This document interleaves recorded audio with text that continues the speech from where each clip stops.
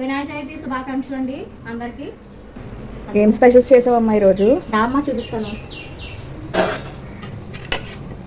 పులిహోర, super super పులిహోర. చూసి ఎంత బాగుందో కలర్, కలర్ఫుల్, టేస్టీ టేస్టీ పులిహోర.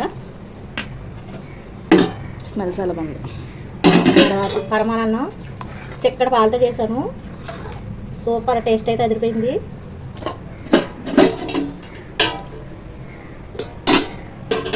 పాల తాలికలు. ఓకే.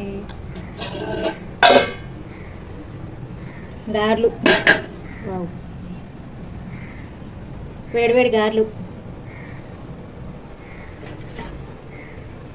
ఇందులోకి చట్నీ.